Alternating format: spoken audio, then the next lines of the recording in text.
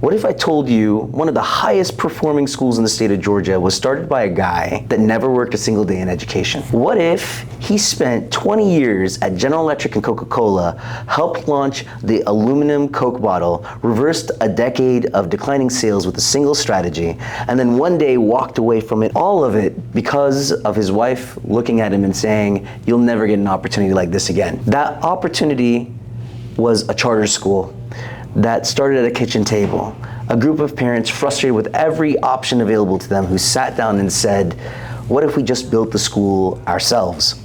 They looked at 26 different school models, they chose one, they named the school Amana, an Arabic word that means sacred trust, something you guard, nurture, and never betray. And then they opened the doors to everybody, every race, every faith, every income level, and 20 years later, half the students qualify for free lunch, and middle schoolers outperform 99% of students in the state of Georgia. They were called the #1 middle school in Georgia. They also had a hate group call them a terrorist training camp, and they survived that too. The person I'm interviewing today is Ehab Jalil. He's an immigrant from Jordan, a Georgia Tech engineer, a Muslim father of 3 daughters, one of whom served in the 82nd Airborne Division, and his story is one of the most remarkable things I have ever come across as a host of this podcast. This episode is only for educational purposes only and isn't financial, legal, business, or religious advice. For someone hearing your name for the first time, who are you, what do you do, and who do you serve?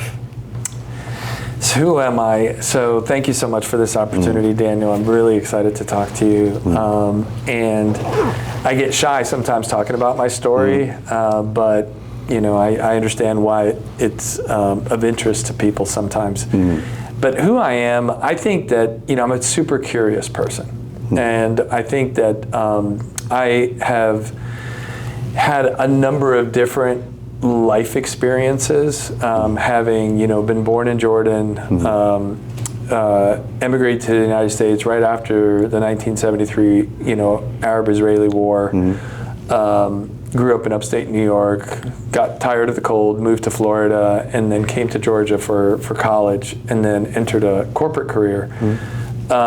Throughout that, I think all of those life experiences created a person that really values what the promise of America is. You know, we came as immigrants in 1974, and it was a different world back then than it is now, and there's obviously some things that are still very much the same. So I'm super curious. I love, you know, youth development work. I like to dabble in a lot of different things. It's a little bit of ADHD, I think, in me. I have a sense of adventure and an entrepreneurial spirit, both, you know, in terms of the business corporate world as well as my personal life. And I like to engage in things that are innovative. That's, you know, I'm also a father of 3 girls, like you said in the intro. They're my life, honestly. They're all adult young women now. Super proud of them. I've been married for almost 35 years, and wow. I've really been blessed, honestly. I serve students in Fulton County and across the state of Georgia, in you know, leading a small emerging network of public charter schools. And we've got 1,100 students right now, and I think we're going to grow to 1,500 and maybe even more than that in the future. Our board's going to be talking about that soon. And I forgot your third question. Who do I serve? And no, that was it. That was it. Okay, that was pretty much it. Great. So my next question here is, you know, usually when entrepreneurs get into a business, they have a dream of some sort. But I'm going to twist this question just a little bit because it's our signature question. What was your dream when you were graduating college and embarking on your corporate journey? Because your dream then versus what you have for Amana is totally different. Yeah. You know, at that time, I was really into cars. And I'm still. What kind of cars? Well, I was really into Mazdas at the time. I had a Mazda, and it was turbo. It had 4-wheel steering. I was really into the technology. Was it an RX-7? No, it was an MX-6. Okay. Is what it was called. It's a hatchback, I believe, right? No, this was it was a coupe. Okay. It was a coupe, but I did my senior design project for Mazda R&D actually, and I was part of the GT Georgia Tech Motorsports team as well, in designing a race car, Formula like SAE race car is what it was called. So I was really into cars, and I saw myself in the future designing cars, and like really futuristic cars and so forth. And that was what I was interested in. It was 1991. Going into 1992, and there was an economic downturn, and the car industry was not in a good place. And Japan was taking a pretty bad hit too, right? It was. I did get an offer from Mazda, but I got an offer from General Electric at the time, right at the end of my college term. It was like literally just a few months before I finished college, and General Electric had a much more robust training program. And so I intentionally made the decision not to pursue my dream and to focus more on where I could grow more. Like where could I grow professionally? And I chose General Electric at the time. That's such a wise decision to make at such an age, because when you're I think you're 21, 22 at the time. That's right. Probably. Well, I was 22, maybe 23, because I ended up getting 2 degrees, and it took me longer. But then making that decision at that time, because usually a young 20-year-old guy is going to pursue their passions. Yeah. What did somebody sway your decision, or was that? How did you come about that the training was so critical for you to grow versus pursuing a passion? Yeah, and I think part of it was, Mazda R&D, they have a design studio in Irvine, California. It's a small studio, and I went to visit it. I got to meet the guy who designed the Miata, which was awesome. My mentor at that time at Mazda, his name was Dean Case, and we've actually still kept in touch all these years. It was very futuristic, secretive in a sense, because that's where they design their future cars. But it was small. And what I saw at GE was a much bigger organization, and 13 businesses at the time. GE is a shell of what it used to be, nowadays. But they were in engines, they were in lighting, they were in almost everything. Yeah, gas turbines, appliances, light bulbs. But I just saw, at that time they were the most recognized brand in the world. They were one of the highest regarded companies, and they had specific training programs, and so I just saw a huge opportunity for me to spend the first at least couple years, and then maybe switch to auto after that. Got it. So I want to take a little bit more look at your roots, so to speak. You were born in Jordan. You came to America at the age of 6. That's right. And your family moved from Albany, New York to Tampa. You had mentioned that earlier. Take me back to that kid. What do you remember about those early years, and what did your parents instill in you about who you are or who you were supposed to become at some point? Yeah, so we moved to Albany, New York. I didn't know it at the time, but we were economically disadvantaged. My dad was in the Jordanian Air Force, but when he came to this country, he, like many immigrants, he didn't have very much. Kids used to make fun of me at the schools. My brother and I were the only kids of Middle Eastern heritage in the entire school. Wow. So, we were very much fish out of water. I didn't know how to speak English. And so I had to learn how to speak English. I learned to think in English. Kids used to call me Moon Man because I would bring in cheese sandwiches all the time, and the moon was made out of cheese, and so they would call me that. But I think what we learned at that time was, our parents really kind of focused on, hey, you're going to become American. You're going to assimilate into this society. You're going to lose your accents. You're going to. They were even thinking about changing our names. Really? So yeah. 1974 was just a different world. Yeah. Like today we talk about, you know, diversity and, you know, a sense of identity and so forth. Frankly, at that time it was, you're going to become American. And to this day, I think that actually served me really well, you know, to navigate the kind of, you know, the evolution of, you know, a much more pluralistic society in America than maybe back then.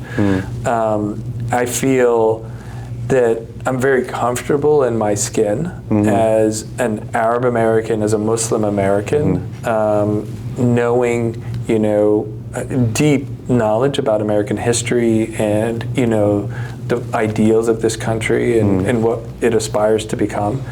So I think that like those early years of, you know, navigating, not knowing the language in a country, you know, I had to like make it in school. And, you know, my dad was doing the same thing in the working world and I was doing it in school. I was like trying to make it. And my brother and I, we were very adventurous back then. You know, at that time in the 70s, every kid was a free range kid. So, you know, my mom would let us out in the morning, in the summertime, or even after school, and we wouldn't come back home until sunset. And so we were out in the woods, we were on, you know, we had these things called green machines. They were kind of like big wheels, but they worked like this. We built forts, you know, we got to know the kids in the neighborhood. And I was very good in sports, in particular track and running and things like that. So that helped me gain a lot of confidence in school because I was looked up at in terms of like just being, I was in the varsity team in junior high school, and that was very rare. So I think, you know, that upbringing in upstate New York was really fantastic. And then we just got sick of the cold and just wanted to move to Florida. That's why Tampa. Okay. Okay, interesting. You grow up in Florida and in Albany, New York. Yeah. Eventually, you pursue a degree at Georgia Tech. Yeah. And you came out with two degrees that most people would never really pair together. Yeah. One being mechanical engineering, where the Mazda passion, the passion for automobiles and cars and just, you know, engines and stuff like that. And then on the flip side, you have applied psychology. Yeah. What was going on in your mind at that time to think that those two things belong together? Yeah. And like, what was the impetus for that? Yeah, I have to give a lot of credit to my psychology professor, Dr. Corso. I still remember his name. So at Georgia Tech at that time was really just mainly focused on technical fields. Now it's a much more, I would say, broader, you know, offering in terms of, it's become more of a university, frankly. But, you know, coming into Georgia Tech at that time, if you were focused on engineering, taking humanities classes was just it felt like a chore. And, you know, I hate saying that out loud now because I'm in education, but it was kind of like, oh, we just have to do these because it's a requirement. And I decided to take psychology, and Psychology 101, or 1001 at that time. But at the end of the semester, at the quarter, Dr. Corso, you know, made a plea to everybody in the class the last day, and he said, I've got some pamphlets up here at my desk. Don't leave Georgia Tech looking like every other engineering student. Differentiate yourself. Find a way to make yourself look different and more marketable. Consider a certificate or a minor in psychology. And so the pamphlet had different types of applied psychology, things like organizational behavior, you know, organizational psychology, engineering psychology. And so I said, okay, this sounds interesting, you know. So I started to take some more classes in it, and I just became enthralled. You know, he opened my eyes, honestly, and I talk about this in other forums. That moment was an inflection point in my entire life because it changed college from just getting prepared for a career to thinking about that experience as as a growth experience, you know, in terms of like having a growth mindset and just like, how am I going to grow here? And I ended up doing a lot more than psychology. I ended up getting involved in Society of Automotive Engineers. I became certified in scuba diving. I helped to create the Georgia Tech Cycling Club. I just started thinking about getting engaged in so many different things and taking full advantage of the time that I was in university. And my roommate at the time, he's still my best friend. He and a couple other friends were really, really close still. He was from Hong Kong, Korean heritage, but lived in Hong Kong. He took me to Hong Kong, so that opened up, you know, my worldview to Asia and so forth. So, you know, what I was, in the end, the way I merged the two together was, the 2 degrees was, I was really interested in man-machine interfaces. And so when I was in front of General Electric at the career fair, and the recruiter asked me, you know, why would you get these 2 degrees? And I said, well, I want to design things that are intuitive for people. And that elevator pitch just worked. Because it's unique at that time in the 90s. Nobody was thinking about it. And so ergonomics, man-machine interfaces, things like that, designing things that are going to elicit a certain response in people. And even at GE, I got a chance to do some of that type of work too. But frankly, ever since then, the psychology degree has been the degree that's helped me the most in my career. Because when I moved to Coca-Cola later on, I used the psychology degree to get into marketing roles because of all the consumer behavior classes that I took and the marketing classes I took. And so it was a real, like, I credit Dr. Corso. I mean, I really thank him, and I just want to send him all the best wishes right now. So shortly after graduating, you go straight into General Electric. You're going to Louisville, Kentucky, I believe? That's right. Louisville, as they say. Louisville. Then Coca-Cola in Atlanta, where you spent 15 years. Yep. Walk me through what you did at those companies and what were you learning about how big organizations genuinely work, or how they work. Well, you know, there were very different cultures at the time. You know, GE was, although it was a huge company, it was very nimble. And I was in their appliances business. And at first I started in a role that was very engineering focused, and I signed up for something called Big Teams, where they would recruit new employees with less than 2 years experience to work on a project, like an extracurricular type project for senior management that exposed you to people in different functions, finance, marketing, manufacturing, and, you know, logistics. And I did a couple of those. The second one I actually led, and that one of the senior executives after that presentation said, "Hey, I want to interview you for a new task force that I'm putting together." And all of a sudden, I moved from an engineering role to an international business role. Wow. And it just happened almost overnight. But again, it was similar to what I experienced in college, where somebody gives you a chance, somebody sees something in you and says, you know, try this out, you know, be entrepreneurial, go outside of your comfort zone in a sense. And literally months later, I find myself in Europe visiting GE customers in 7 different countries. And it was just an experience of a lifetime, frankly. And GE, one thing I love about GE, and I still retain this in terms of my mindset as a leader now, is you've got to create those kinds of opportunities for people early in their career. If you see potential, you know, give them the room to be able to pursue, you know, that potential and those dreams. And it just, you know, it opened up my eyes to a lot of things. And then we obviously, my wife and I got married in Louisville, and then my wife and I came to another career fair here in Atlanta, and that Georgia Tech was hosting, and Coca-Cola was hiring, and they were looking for somebody with appliances background. And I was like, GE, why? perfect. But it was for their fountain their food service division, their fountain equipment, and so forth. And Coke was in Atlanta, and Atlanta we felt like was a great place to raise kids and start a family. International city. Of course, I was familiar with Atlanta. Yeah, my wife was really, very eager for us to think about that. And so I came and worked at Coca-Cola, and it was a completely different culture, much more provincial kind of corporate culture at the time. They became more nimble over time that I was there.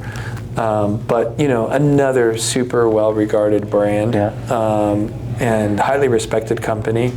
And so that's why I moved to Coke. So there's a specific story from Coca-Cola that I wanted to ask about. You led a youth recruitment strategy that reversed decades of declining volume and added 1 million new weekly transactions. Yeah. And you launched the aluminum bottle that many people saw about maybe 10 years ago, and even to this day probably. What did that kind of work teach you about understanding people, not just selling to them? Yeah, I think what it helped me understand was the context that people live in. So the project was specific to the C-store channel, which is convenience stores, where there was declining consumption or incidence of carbonated soft drinks. And it was right at the economic downturn, the recession. It was right at that time. So what year would that be roughly? Like 2007, 8, 9, 10. Those years, that's when you saw the dollar menu in McDonald's and the $5 subs at Subway and so forth. So we had to come up with a business case that that spoke to consumers that didn't have as much disposable income. And I think that it really taught me the power of, gaining consumer insights and using those insights to come up with a solution, a business solution that satisfied the consumer's needs, but also, was profitable for the company. It was a team effort, of course. And I was really happy to be working on something that was so cross-functional, that involved marketing, promotions, testing ideas in the field, and then scaling those, much more broadly. And that's the area that I also discovered that I function the best in. I'm not an R&D guy, but once something, I love the idea of a proof of concept and innovation and just playing in that innovation space and then scaling something. So you like to be at the nexus of basically connecting the dots and then bringing it to market. Exactly. Go to market, basically. That's right, yeah. In Coke, we called it the commercialization phase. And it's really fascinating because I also feel like that's a direct connection to what I do in charter schools today, because the charter movement, the charter school segment within public schools is very much about innovation and trying new things out, and if they don't work, moving on to the next thing, and just making sure that you're having results that improve outcomes for children. Those a big learning. Those are the kind of projects I worked at Coke. Leading projects like. So fascinating, because you even were nominated for a Worldwide Marketing Excellence Award. Yeah. And then I didn't win it. But I was nominated. It still is better than. It's still close to winning, right? Because you had enough at-bats probably to be able to be even nominated. So, still phenomenal. You were 20 years into a successful corporate career. You had the title, the salary, the trajectory. A lot of listeners are in the same exact position now. What was the first crack? And when did you start feeling like something was missing, if at all? Yeah. Well, I mean, some of it has to do with just, raising a family changes your trajectory in a sense, and then it becomes everything becomes about the kids. And my wife was a teacher, and she was doing things in her classroom that were very hands-on, very experiential, and other classrooms at her school were not doing those things. And she would come home and talk a lot about it. I was exposed through some other nonprofit work that I was doing to the concept of charter schools. A gentleman by the name of Amin Best, he was a real activist type person here in Atlanta, African American gentleman who unfortunately passed away due to cancer. I'd heard him one time speak about charter schools and as a way of empowering communities that had low performing schools and creating a different option, a different choice for those neighborhoods. And I remember being really inspired by him. And then I had another friend who had Turkish background who had also talked to me about charter schools. He knew that I served on some youth committees and so forth, and he's like, you know what? Someday you got to get into education. And I was like, I'm good. I'm at Coca-Cola. I'm having a good time here.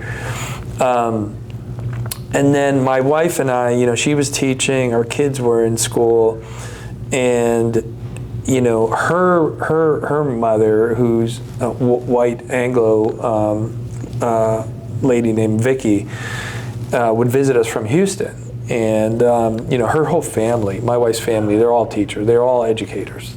She's got like this long lineage of educators. So a lot of the conversations were about education. Her sister was a principal in the Houston public school system as well. Her mom one time came to visit, and literally we were out at a restaurant. It no longer exists. It's in Buckhead. It used to be called Mama Rosa's. It was a Mexican restaurant. And we're having this conversation, and she says, the way you guys talk about education, you should start a charter school.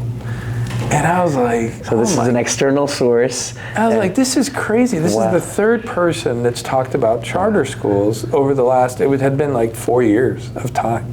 And so literally that night, I went home, it's 2002, and I just started doing all this research about charter schools and how do you start them and things like that. And, my mother-in-law, Vicky, she's still very much part of our lives right now. I give her a lot of credit for kind of like pushing us into this realm. And I talked to my wife about it, and then, we talked to a few friends, and then all of a sudden, we assembled a team of people that had different backgrounds based on that, like really early research, like the different kind of skill sets that we were looking for.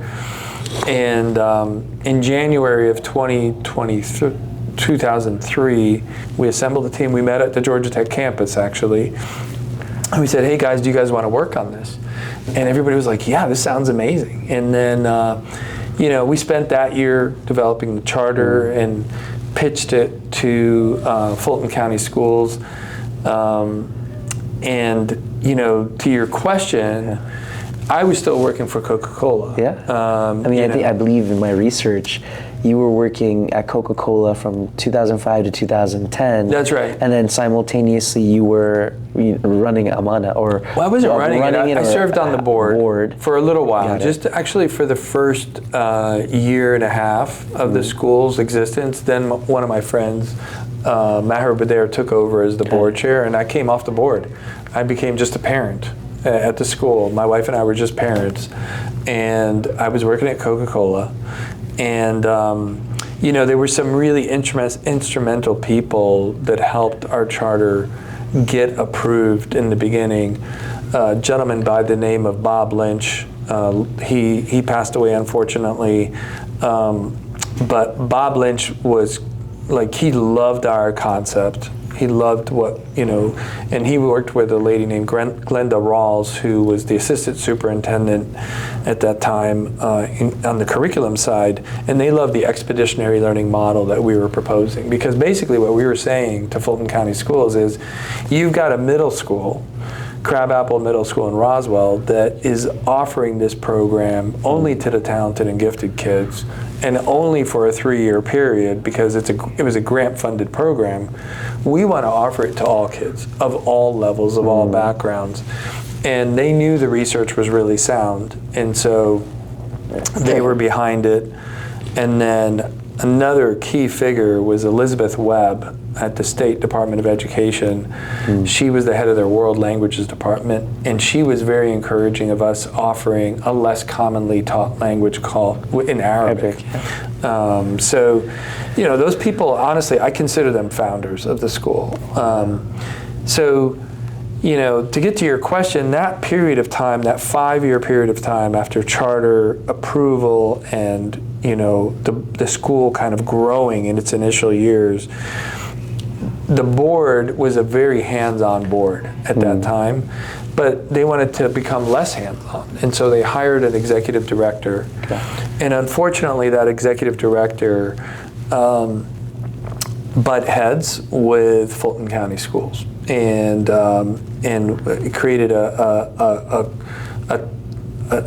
challenging relationship with Fulton County Schools, and we never wanted that. You know, we were very clear with Fulton County Schools that we weren't running away from something, we were running towards something. You know, a hands-on approach to learning in the expeditionary learning model. And so the board wanted to separate from that individual. The county was actually encouraging it, the school district was. And the board chair came to me and said, we think you might be the right person for this. And I was like, I'm happy at Coca-Cola. And it took 6 months of them working on me. And it was finally my wife who invited all the board members, a diverse group of people, to our house. I thought it was just a dinner invitation. But it was she them ambushed you. to ambush me. And you know, she said something that was really profound. She said, yes, Coca-Cola is great, but you sell sugar water. Yeah. This is an opportunity for you to do something that's really going to have an impact in, you know, in the lives of kids and their futures.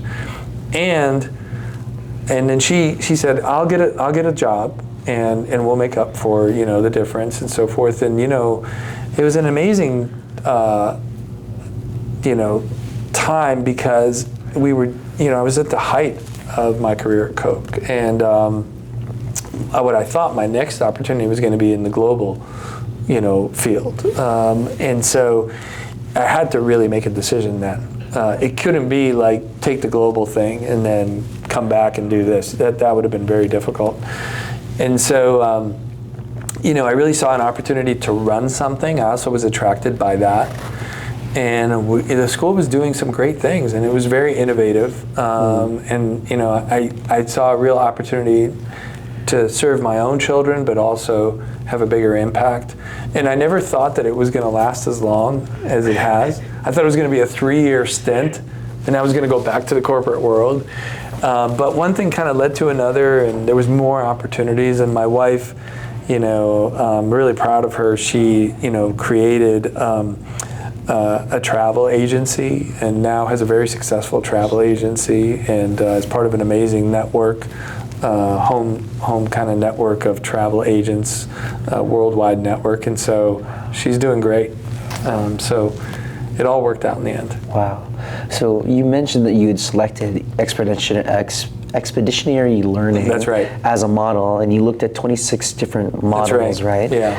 What were you actually looking for, and what was it about EL education that made you say that's the right one? Yeah. So when we were developing the charter, writing the charter for the school, there was a subcommittee focused on the educational programming, and that was primarily educators involved in that.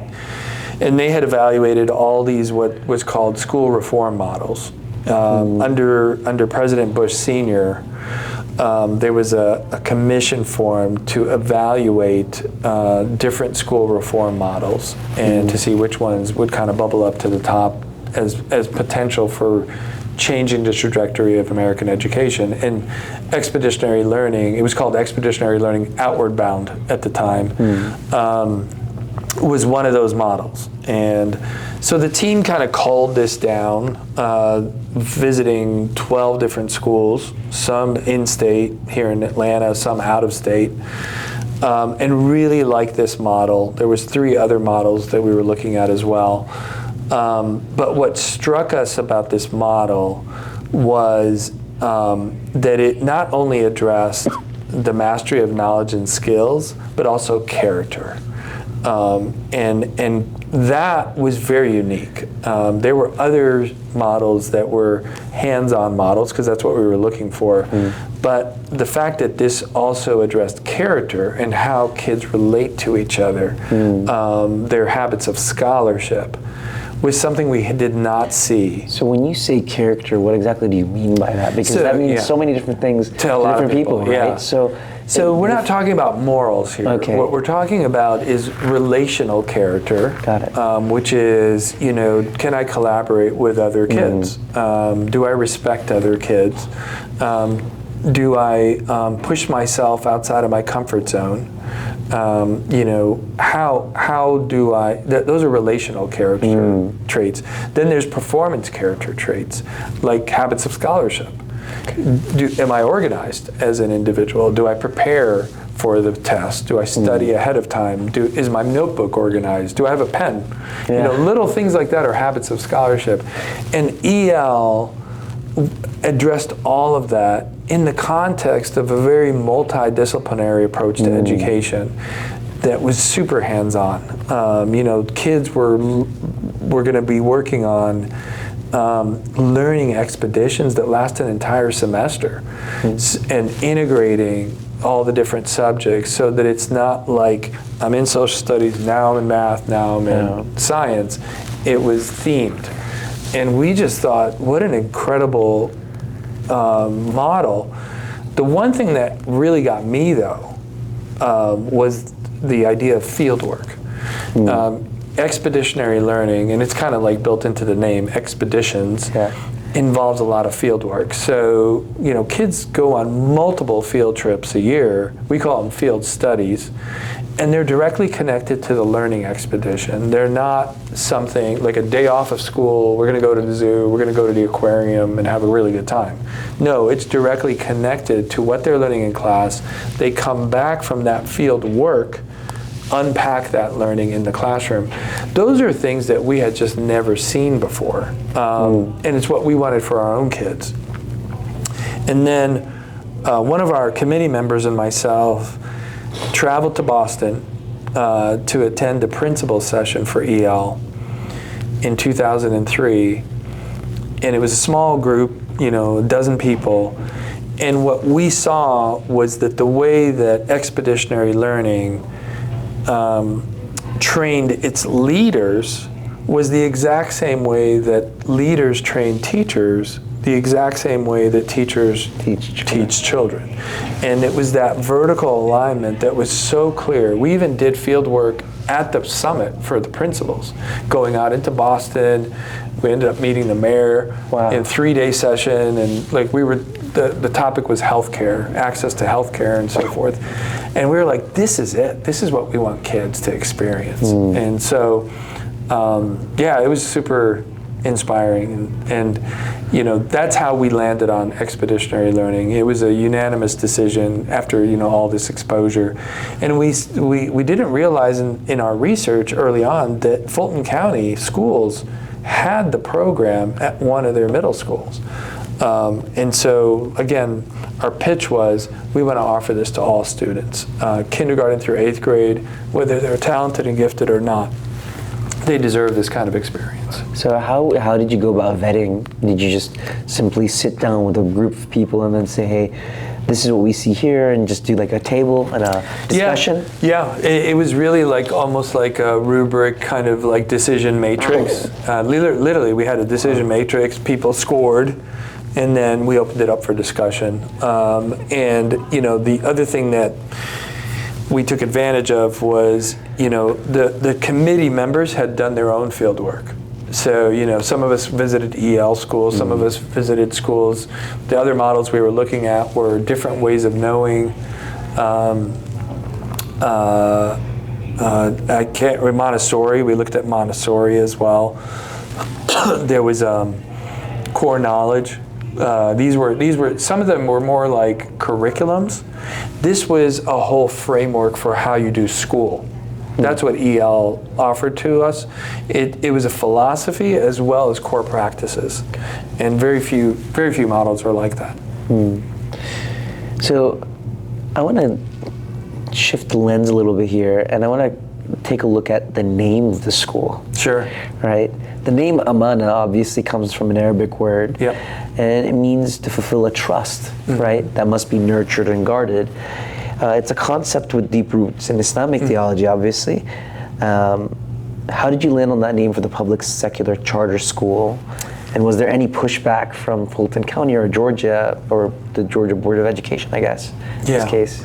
Well, you know, the name is an Arabic word, and one of our committee members, one of our founders, Carrie Swift is her name. She goes by Karima. She and her husband both met while working for the EPA. Okay. They are super environmentalists. You know, I've learned a ton from them in terms of how to live a life that's underpinned by a concept of sustainability and just having that sense of stewardship for the environment and the world that we're in. We learned a lot about each other through this process in the founding of the school. She's the one who said, how about Amana as the name? Because it encapsulates responsibility for yourself, responsibility for your community, and responsibility for the earth and the world at large. And it just fit so well with the ethos of the school, and even felt really well with Expeditionary Learning in terms of, Expeditionary Learning is all about how do we get kids to understand that they have a role to play in making the world a better place. There was no religious connotation in picking the name. It was really just, it encapsulated in one word the ethos of the school. And in terms of pushback from Fulton County, you bet. It was 2003. We were just 2 years, 2003, 2004, 3 years after 9/11, the tragic events of 9/11. There was a war raging in Afghanistan and Iraq, introducing an Arabic as a world language for kids to learn. Even though we were encouraged by, Elizabeth Webb at the World Languages Department at DOE, locally, we had to have conversations with Fulton County board members and with their constituents about the importance of learning a second language. The research is very, very clear about that. And why not Arabic? Arabic is one of the 6 UN languages. It is spoken by 500 million people, if not more, across the globe. And we should be promoting more of these less commonly taught languages, whether it's Mandarin, Russian, Korean, especially here in Georgia, Korean and Japanese, because of the economic ties with those two countries. And that's what the World Languages Department was really all about in encouraging us to pursue this, because they knew that Arabic being introduced in a regular public school is probably a long shot, but in a charter school it was probably doable. And we received some resistance, but not a lot. And I think, the Fulton County Board overwhelmingly approved our charter, and then it went to the state board, and again, the vote was overwhelmingly in support of the school. And I would say the people on those boards of education that were working in corporate environments in particular that had global impact really understood the power of language, world language acquisition, to young people and their future career aspirations.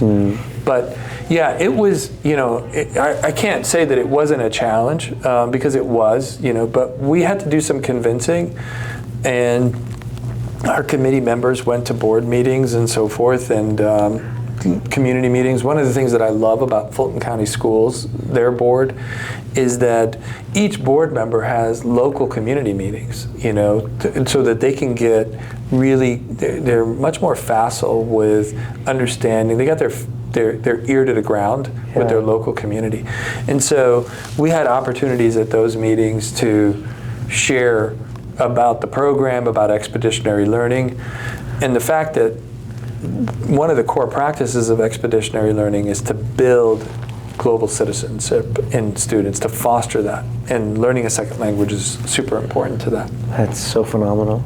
I guess maybe this stems from like you also being an immigrant coming to the United States. Yeah. English becomes a second language. Yeah. Strangely enough, I was born here, but I was always put in ESOL classes. Yeah. Because I was in ESOL for a number of years. It was strange because at home we would speak Urdu. Yeah. And Hindi, and we would have these two languages, and then English was just an afterthought. Yeah. And then eventually it became the reverse. The English became the predominant language. And the thing is that, you know, kids need to learn second languages. I mean, it's actually a shame that I think we're maybe the only elementary school in Fulton County Schools that teaches a second languages in elementary. Middle schools do teach other languages, but we need much more. We need a menu of options, frankly, across the state, and. Sometimes I really wonder, I'll just get on a political slant here for a second, but you know, you've got these huge budget surpluses at the state level. I think these are the things to be investing in terms of education. Obviously in teacher salaries would come first, but programs that really differentiate Georgia students from other students in other states. And I'm hoping that someday we'll get there. But yeah, I mean, you know, you look at Arabic, it's a level 5 language. It's a very difficult language to learn, and that's why it makes sense to learn it in elementary. And then our kids do receive a high school credit for Arabic when they're in middle school that Fulton County Schools honors. And then some of them have continued to learn Arabic using virtual instruction. And you know, some of them even in college have continued to learn Arabic. And these are kids of not heritage speakers. They're not from the Middle East or the Far East. They're you know, kids of all kinds of backgrounds. Some of them gone on to Harvard and studied Arabic at Harvard, at Emory. So Yale, Georgia Tech, you know, Georgia State, all UGA. I have to mention UGA. I know, you know, I'm a yellow jacket at heart, but I have to mention UGA. And all of these universities offer Arabic. And I'll tell you a personal story. My youngest daughter went, after learning Arabic here, went on to Milton High School. And her mom, you know, my wife, is half Latina, and so she speaks fluent Spanish. And so my daughter wanted to learn Spanish, and at Milton High, there were no more spaces available. And I suggested to her, why don't you take Japanese? Because I had taken it when I was in college. And I was like, you know, Mazda, I was fascinated with Japanese culture. Same here. It was, for me, it was learning Japanese meant that eventually I could get into daughter.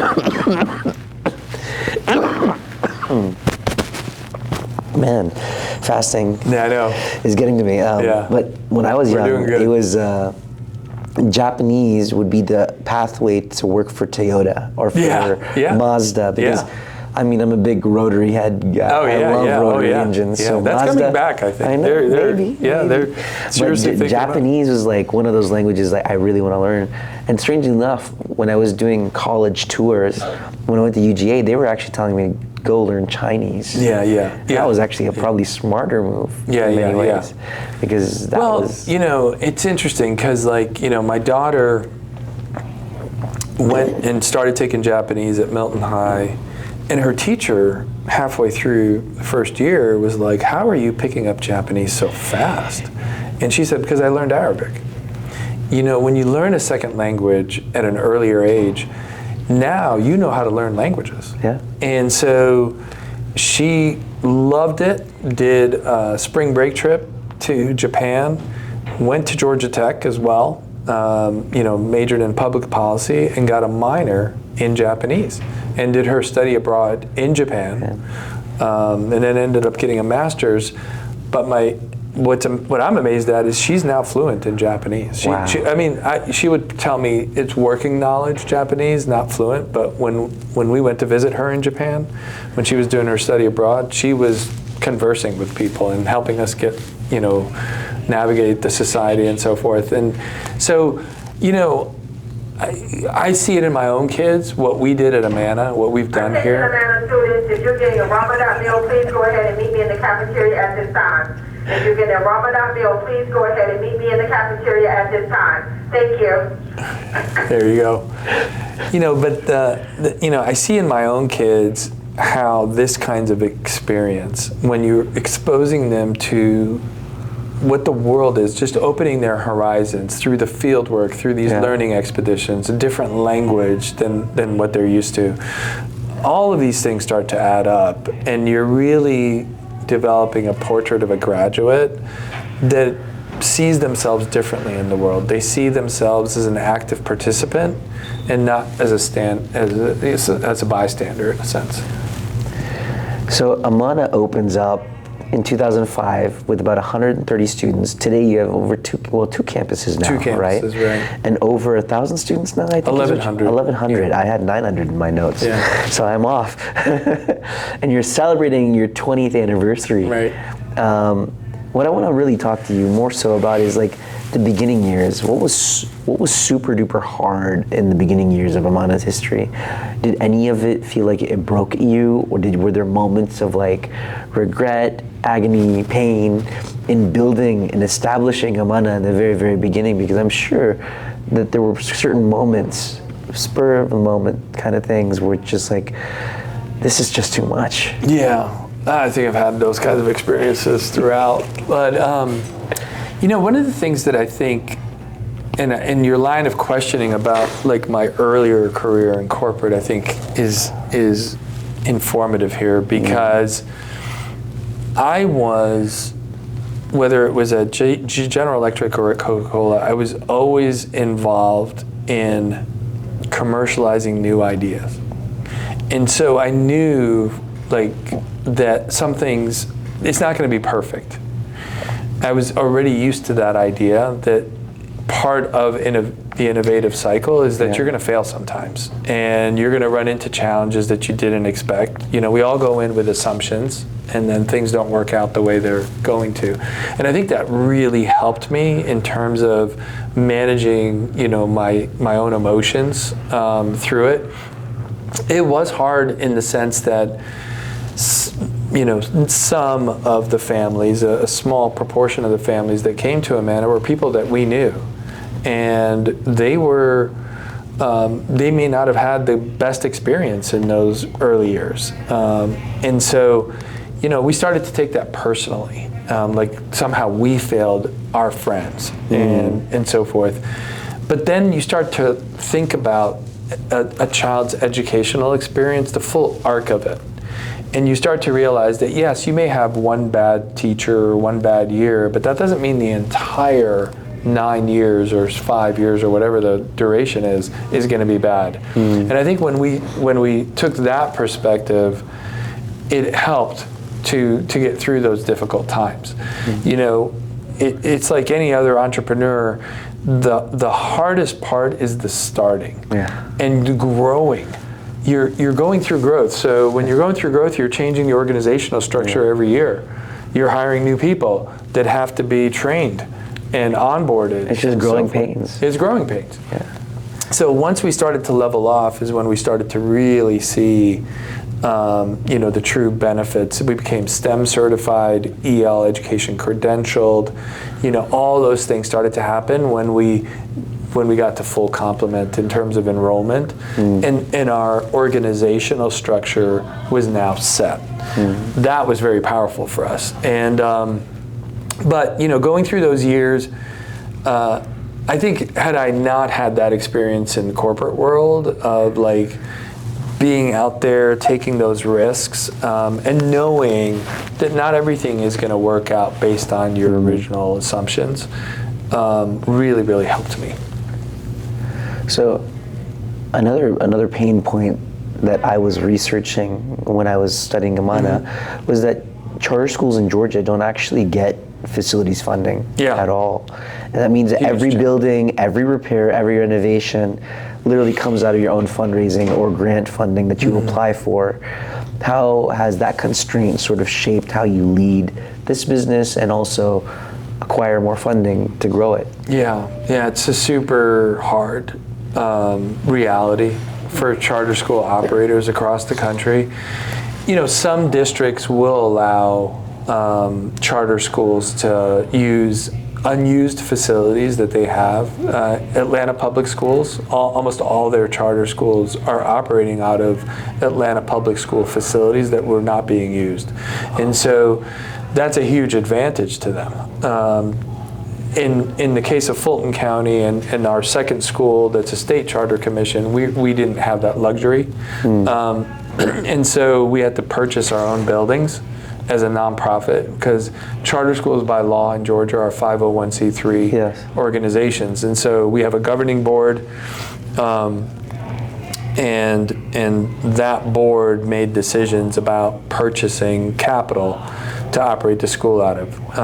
It's very difficult to have really long-term leases sometimes, especially if your landlord wants to sell the building, which is Yeah. what happened to us in our current location in Alpharetta, and then we ended up having to buy it. And what happens is that, to me, that's when my kind of business side of experience kind of kicks in a sense. Like, I've got to think about this as a business, as a nonprofit business in a sense. And so student recruitment is a huge piece of that. Like, how we market to new families, how we recruit students and families that want this type of education. And then how we relate to partners. And we have built a really amazing cadre of partnerships with corporations like Fiserv and Honda, LexisNexis up here in Alpharetta, Home Depot at our Smyrna campus, which is Home Depot's headquarters is over there. We have an amazing, they've adopted our school. Home Depot Home Services Division has adopted our school there. And so those partnerships help us bridge some of the gap in facilities funding. It's about 15% of our budget goes to facilities. And so, we're operating now at our two schools. It's about a $16, $17 million organization annually. That's our budget. 15% of that is going to facilities. And, it's very difficult to bridge it completely. We have to be much more efficient in the way we do work and much leaner. So, I always kind of joke about this, but it's a reality. I don't have an administrative assistant. I've got a staff of 130 plus people, $16, $17 million budget, 2 different schools, and I don't have an administrative assistant because we want to channel as much money to the education program as possible. We have incredibly dedicated professionals that are working at our schools. These are people that really believe in what we're doing. They make a lot of sacrifices. They work extra hard. They work in the evenings. They work over the weekends. They believe in our model, and they want these kids to succeed. We also rely a lot on our parent community. Our parents, we were very clear with them about what our constraints are, and they step in all the time to help us out in different ways, whether it's paying for field studies or doing fundraising for the school or creating some of these partnerships and so forth. So we have to think about it that way, holistically, and know that, these are the constraints that we're working in, but we can do it. So that's not to say that we don't advocate for facilities funding. So right now, the Georgia Charter Schools Association is advocating for easier access to unused buildings. They're advocating for things like charter schools being included in East Blast referendums. Those are the 1% sales tax that goes to the school district, and they use that to renovate buildings. They use it to build new buildings. We would love to be able to tap into that funding. So in 2022, you opened a second campus in West Atlanta. You Yep. briefly mentioned it, partnering with the Girl Scouts of Greater Atlanta at Camp Timber Ridge. And you faced a legal fight with Cobb County over building permits, which caused you to relocate to Smyrna. Yeah. Walk me through that expansion and what that taught you about growth, setbacks, and resilience. Oh boy, you know, I mean, we have a strong relationship with Cobb County government and individual commissioners, as well as the city of Smyrna. And it was an unfortunate situation. You know, we had a vision to work with the Girl Scouts and establish a charter school at one of their camps, Camp Timber Ridge in Mapleton. The idea was Girl Scouts uses that camp for summer camp purposes, and then we would use the facilities there, the other 9 months out of the year for school, and use the camp as a learning lab for our STEM programming for our students, and just take advantage of the fact that kids are in nature. I mean, it's a beautiful camp. All 3 of my girls were Girl Scouts. My wife was a Girl Scout troop leader, but the reality was that the camp, the zoning for the camp, does not include, charter schools or education uses. And so, there were some waivers for that and allowances for it, but then we ended up having to work on like traffic pattern adjustments and things like that were just really costly for the school, that we didn't feel were the responsibility of the school, and we felt like that was the responsibility of Cobb County government. We did end up in litigation, unfortunately, and we were able to settle it outside of court and come to an agreement with Cobb County. At the same time, Girl Scouts was going through a leadership change, and so it was just a volatile, period of time for us, and we could not grow in that facility. We needed to grow, and these things were preventing us from growth. And we were 200 kids, and that school had the capacity to become 600 plus kids, and that's what we had committed to the State Charter Commission. We're grateful for the opportunity to have been at Camp Timber Ridge and to partner with the Girl Scouts of Greater Atlanta to incubate Amana West Atlanta. And because of that experience, we ended up deciding to purchase our own building. And we learned a lot, though, from the experience of being in the forest. And so we purchased a building that is surrounded by woods and a creek. And so we're bringing that outdoor experience to the students there. Our Home Depot partnership is helping us tremendously in terms of building outdoor classrooms and auditorium type space that's outdoors, and taking advantage of the small facility and the acreage that we have, so that we can bring some of that spirit from Camp Timber Ridge to our current facility. And I think, like if you go all the way back to the establishment of Amana West, we were hoping to actually be in Atlanta Public School District on the west side. Okay. There was a developer that was working in a neighborhood called Cary Park that had 2 schools that were unused by Atlanta Public Schools. That's where we originally wanted to be. But we couldn't make that work because Atlanta Public Schools was not giving up their buildings. And so we decided to partner with the Girl Scouts. So we're grateful to the Girl Scouts for allowing us to incubate the school. And we've ended up in Smyrna, but we are drawing kids. We're attracting kids from West Atlanta, as well as South Cobb, East Cobb, even South Fulton, far ways Douglasville, that are coming to us. That's quite a drive. Yeah, it's quite a drive. But again, if parents are looking for this type of expeditionary learning experience, they'll make that commitment. And we do offer bus transportation for some of the families as well. Wow. Yeah, at both of our schools. We think that's important because that provides access to kids that otherwise may not have been able to come. That's 100% true.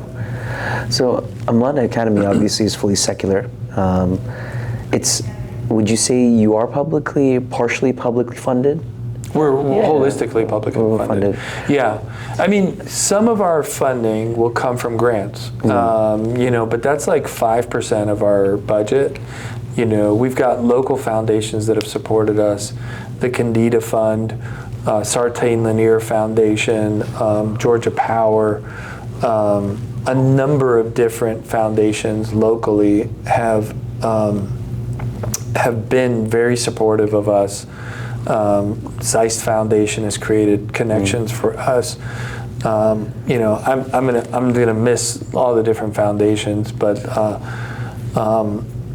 there's a foundation that locally, Lululemon, it's like another foundation that's also helped us too. So we write grant applications, we get funding from the federal government that comes through the Department of Education, specific to charter schools that we take advantage of as well, but it's a small portion of our budget. So the other thing I wanted to ask was, even though publicly funded, there's no prayer, no religious instruction, and one of the most diverse student bodies based on my research in North Fulton County, because I think the breakdown was this: 35% African American, 24% Asian, 19% Caucasian, 15% Hispanic, with over 30 plus languages represented. That's right. Which is phenomenal. Spectacularly diverse. I'm thinking about Georgia public schools in general, and it's like you would never hear those numbers. Well, the thing is, as a Fulton County school for our first school, the kids from all over Fulton County were coming to our school, and so they're representing all of their different heritages. It's a real tapestry. And Amana West also has a diverse population, and I think it's even growing in its diversity. That's what happened at Amana North. What we call Amana North is the one in Fulton County, the Alpharetta one. Over time we became more and more diverse. Socioeconomically diverse too. Where half of our population, qualifies for the free and reduced lunch program. And, you talk about it being secular. All public schools are secular schools. And you can't become a charter school if, at one point in Georgia, they wouldn't allow a private school to become a public charter school. You have to create a different nonprofit altogether. We've always had this question. We teach Arabic, therefore there must be some kind of behind the scenes agenda around religion and things like that. And we've had to debunk that over time, and I'm used to that question now. In the early days when we were chartering with Fulton County, some of the constituents in Fulton County at these board meetings would bring that up. And, by law, charter schools are, secular schools that don't promote any religion, but as public schools, we also can't deny students from practicing their religions. And so we're really we teach a language. It's Arabic. That's it. That's full stop. There's no other agenda at Amana. And we've been very clear about that. And given the fact with the recognitions that we've had for being EL credentialed, really looked at as one of the mentor schools within the EL network, Title I distinguished school, STEM certified school, one of only 2 in Fulton County schools through the Department of Education. These are things that you achieve over time when you know who you are and what your real purpose is. And we're here to serve the kids of Fulton County and at our other school across the state. So this next question is the one that I was I don't know if I should ask this. I'll just I love ringer questions. Go for it. Okay, so for listeners that might not know, there is a cautionary tale in the space. Tariq ibn Ziyad Academy in Minnesota was a charter school that served mostly a Muslim student body, achieved incredible academics, but was sued by the ACLU for crossing church-state lines and ultimately closed. What have you been doing? You have been doing this for over 20 years without any of those issues. what lines do you draw and how do you hold them?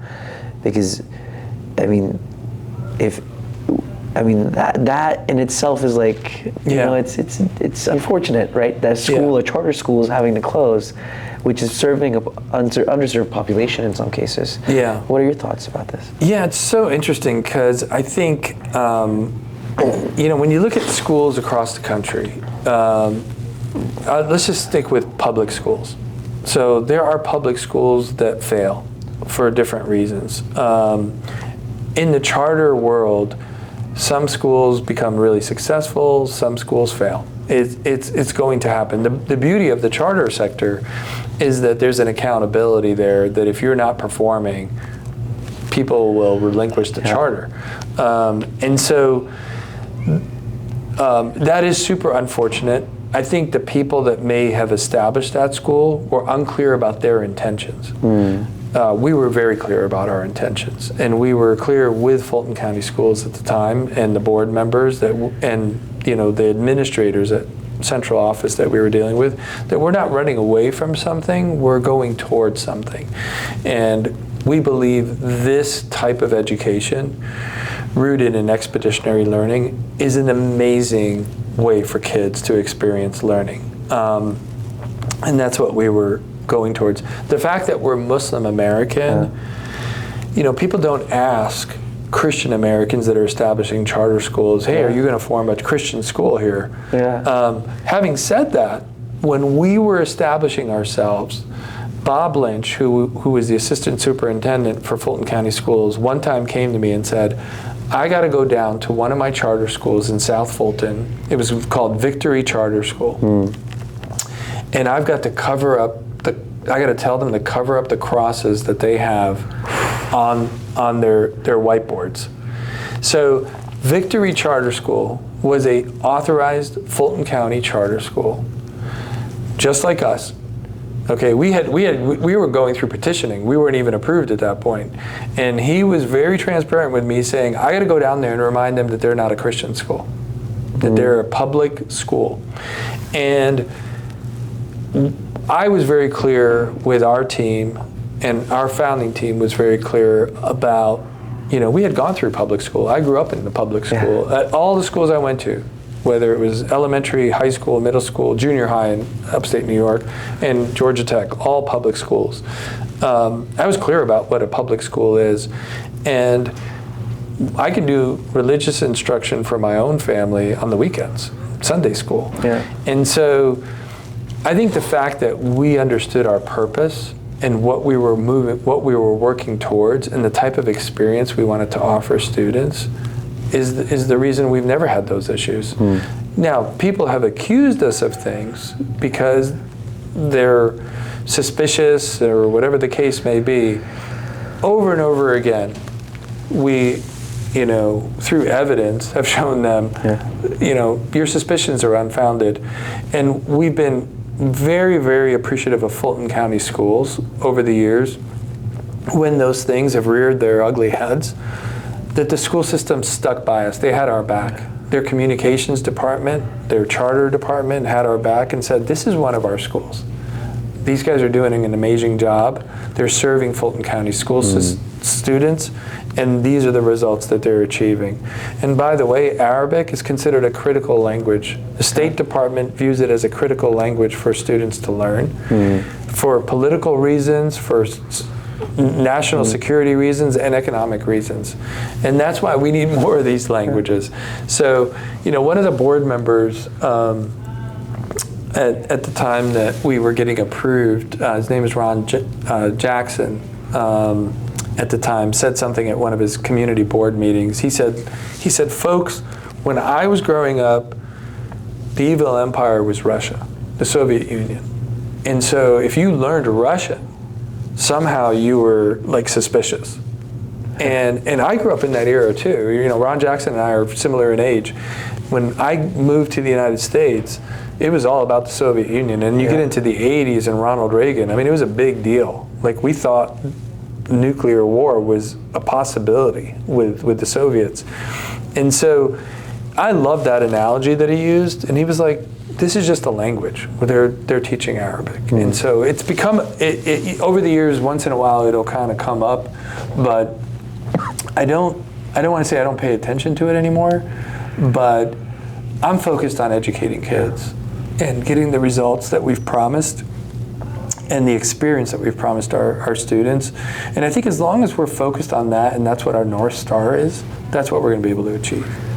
Is the light still okay? On? Yeah. Okay, making sure. Like that beep, I don't know what that was, but like, okay, next question.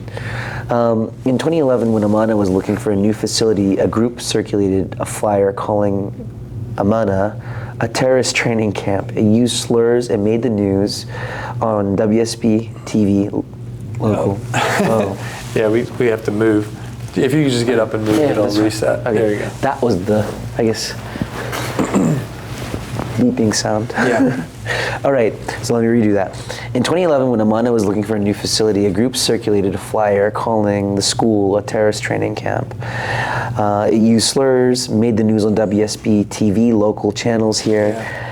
What did you feel when you saw that? How did you decide to respond, if you responded at all? Well, we did respond, and we, it was actually what ended up happening is I think it brought our community together and got us closer to our authorizer, to Fulton County Schools.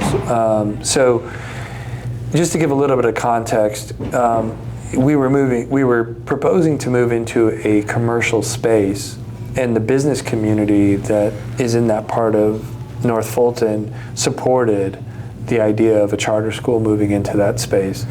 The residents in the surrounding neighborhoods received a flyer.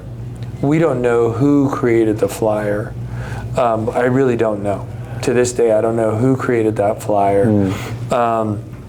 Saying these things about our school, which of course created anxiousness amongst the residents. And so we ended up having a number of different town hall meetings and so forth. And Fulton County Schools sent their representatives to those town hall meetings. The superintendent at the time, his name was Dr. Robert Avosa, made it a point to say, this is one of our schools. And Laura Stoll, who was the director of charter schools at the time, came to those meetings and defended the school against some of these allegations. And our real estate agent even who's a Jewish American, defended our school. And so we knew that we were on firm ground, that none of these things were true. We didn't know who distributed the flyer. We didn't know, and the residents didn't know. Yeah. But they were understandably anxious about it. And so we ended up having dialogue with them.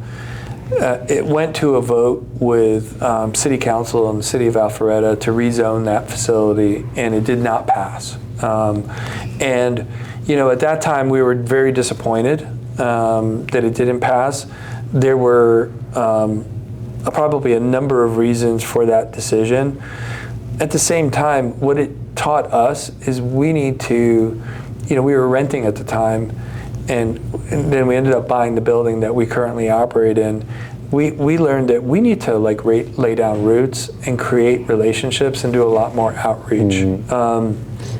And it's one of those situations where at the time it was hard, emotionally draining, but our parents rallied.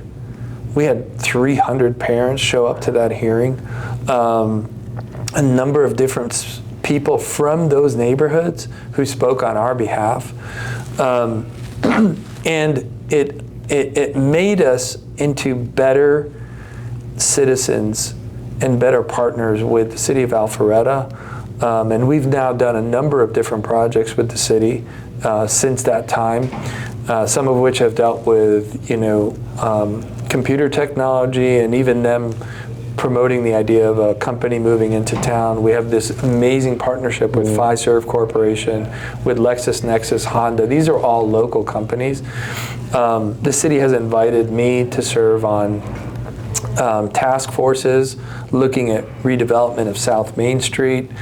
They really have stretched their arm, and I've stretched our arm, and we've got a fantastic relationship.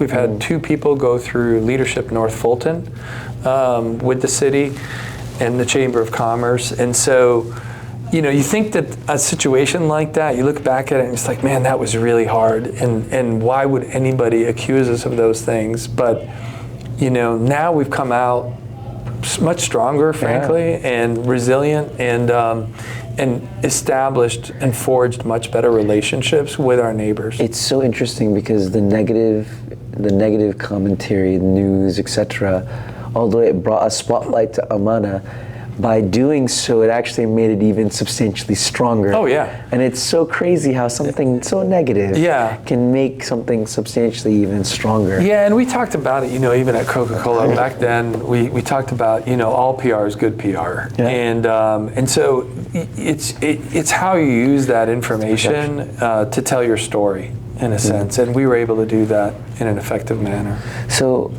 And we have results. Yeah. I mean, we're a very high-performing school and an asset to the city of Alpharetta and the surrounding communities, Roswell and Milton and Johns Creek. We have the 2nd highest performing middle school in all of Fulton County schools. So the kids that are here, that are going all the way up to the middle school grades, are outperforming 99% of students across the state. And so when you have those kinds of results, and you're an asset to you become an asset to the community, and that's what we want to be. So you briefly mentioned that 99% of your middle schoolers outperform Georgia students. I wanted to read some of your numbers back to you. Half your students qualify for free or reduced lunch. Your middle schoolers obviously outperform. Your Algebra 1 proficiency rate is 93.5% versus 44.9% statewide. Insane numbers. You've been ranked as the #1 or #2 middle school in Georgia. What's actually happening inside the classroom to produce those kinds of results? Yeah, I don't know about all those accolades. I think some of those, it depends on like what website you go to. I mean, I would say we're in the top tier. Yeah, this is from NCES, School Digger, Niche. That's awesome. And then your own, I didn't even know all those, your own charter renewal data. Yeah. So that's where that information is coming from. Well, I mean, I'm super proud of our crew. I'm super proud of our students. You know, like I said, when we go back to the founding of the school, we wanted to offer an educational program that at the time was only being offered to talented and gifted kids for all kids. And you can see now what the results of that have produced. Now, we've had ebbs and flows in our performance over the years. We've had, you know, off years. Right now we're kind of on an uptick, which is wonderful. One thing I'm super proud of is we offer 9th grade biology in 7th grade.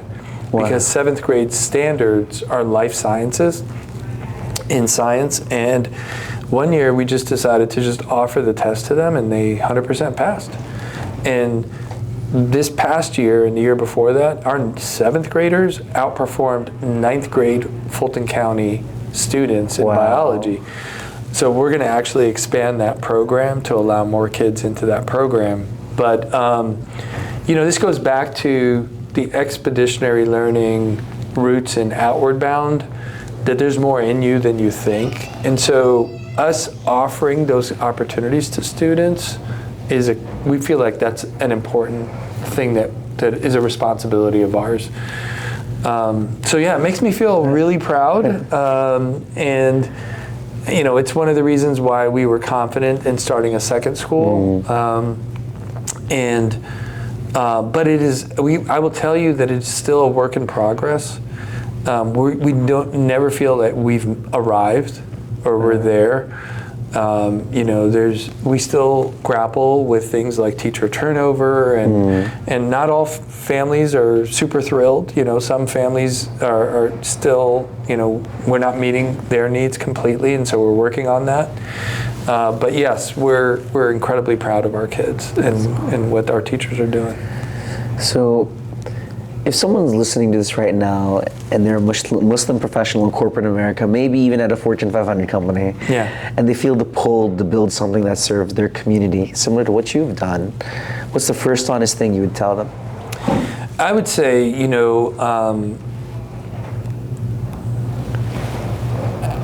think big and think broader than your community. Like, how are you going to make a difference for not just like your people that share your faith or your heritage, but how are you making an impact and leaving a legacy beyond, what you're comfortable with?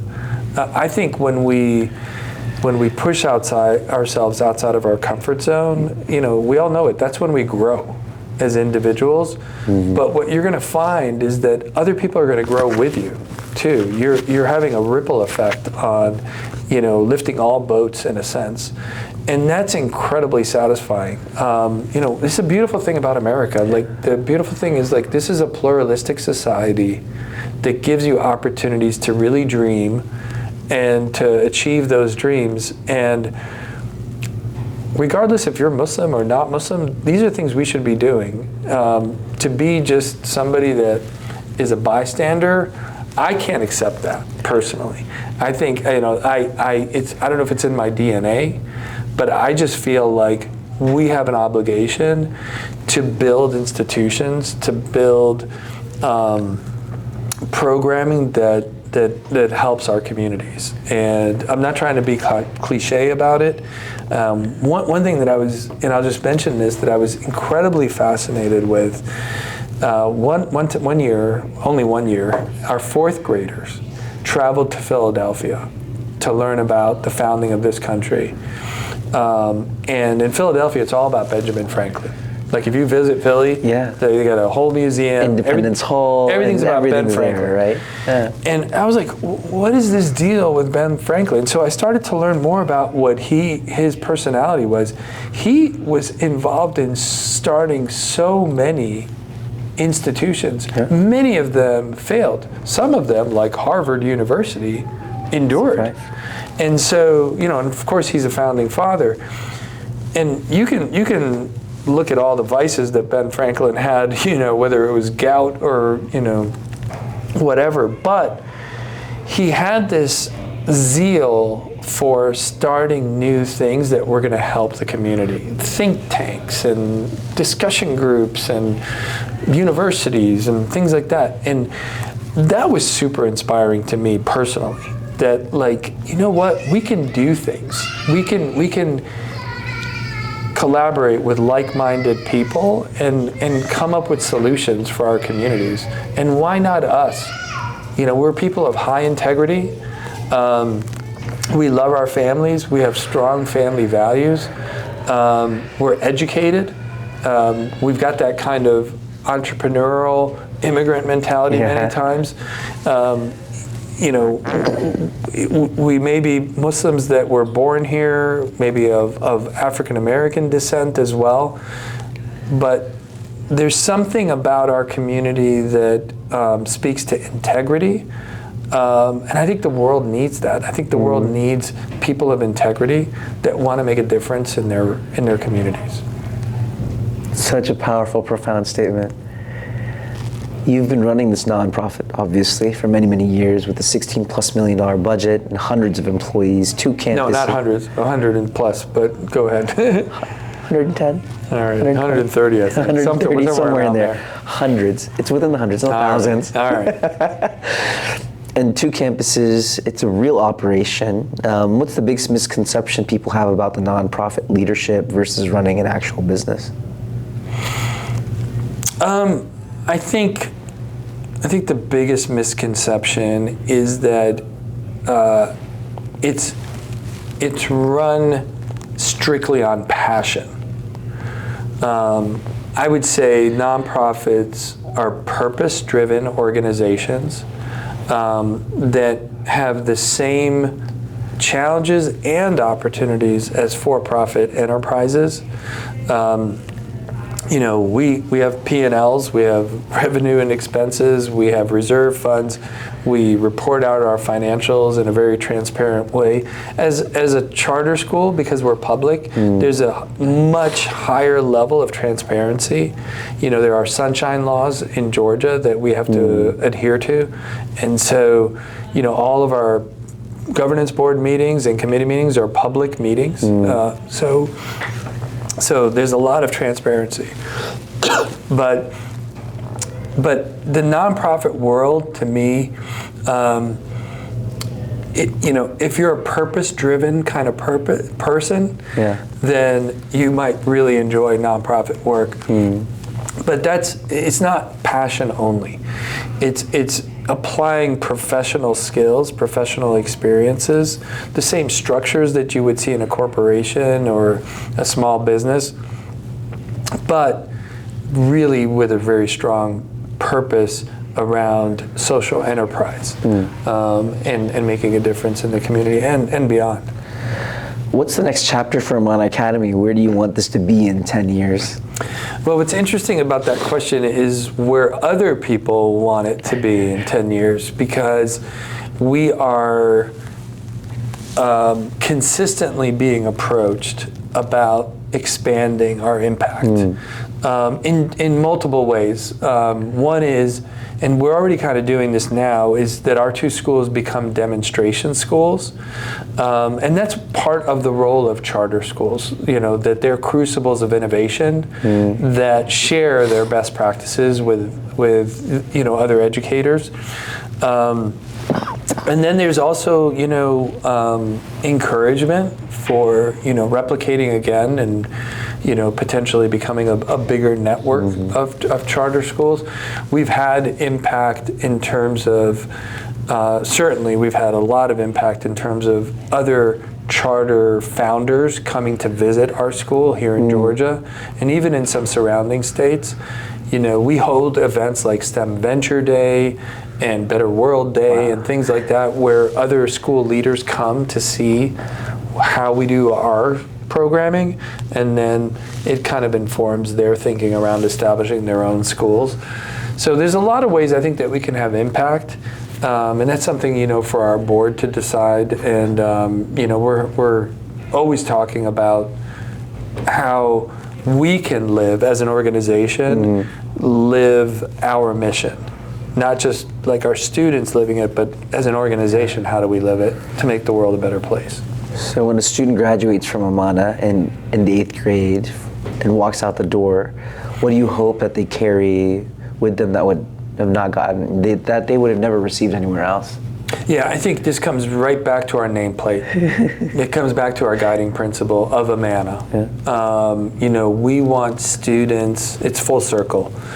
We want students to feel a sense of responsibility for their own learning, because we want them to become lifelong learners, and we want them to be active contributors to building a better world. So in high school, that means things like, pushing themselves, challenging themselves to achieve at the highest level, take the harder classes, expand the menu of options for themselves, kind of like what I did with my psychology classes. We want them to get involved in extracurricular activities. We want them to lead those clubs as well, to take that kind of a role and to be advocates. And then we want the same thing to happen when they go to college. And I'll tell you that virtually 100% of our students, when they go to high school, graduate from high school. I only know of one that did not. And statistically, that is beating the odds. Of course. Because when you have kids at our flagship school that 50% of them qualify for free and reduced lunch, that's not typically what the outcome should be, but that's what's happening. And then at our new school, we're seeing the same trajectory happening for those students as well. So if someone remembers only one thing from this conversation that you and I are having, what do you want it to be?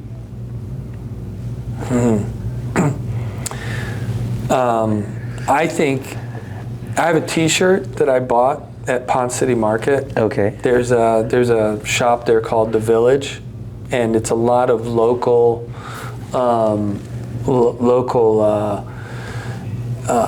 artisans and like kind of pop-up type businesses that are activated in that space called the Village. I love visiting there. There's a T-shirt by it was created by a guy named Amir James. He's a fashion designer, and it says "Just Start." And I think that is a super important mindset to have, that if you see an opportunity to make a difference, just start. You know, take that first step, and then there'll be a second step and a third step, and it'll just go from there. So that's just start and make something happen for your community. Where can people find you on social media if they want to learn more about Amana Academy?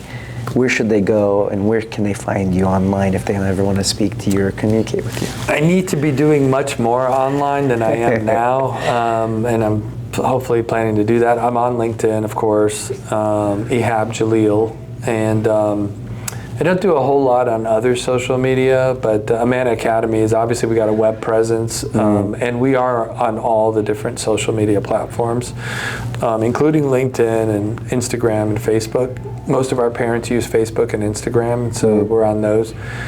We do not have a YouTube channel that's really active, but hopefully someday we will.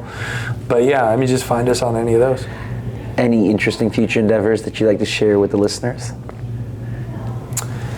No, not right now. Not even Ship? Ship. It's like a little side hustle business that's never like, never really doing anything. I think I'm just going to work for my wife. And, you know, she's got this great travel agency. We both love to travel. We love learning about other cultures. And so, yeah, I think someday we're actually merging this little side hustle that I was going to get started called Ship Travel under her business. Got it. As a tour operator, so that we can get to go on some of these trips too. Yeah. But no, it's been wonderful talking to you. Of course, it's been an honor. Thank you so much, and thank you for giving me about an hour and a half of your time, almost 2 hours of your time. Yeah, no, it's been great. For, I mean, just learning so much about Amana Academy and how much you've contributed to the society and at a whole, on an even bigger scale than I had even You're imagined. way too kind.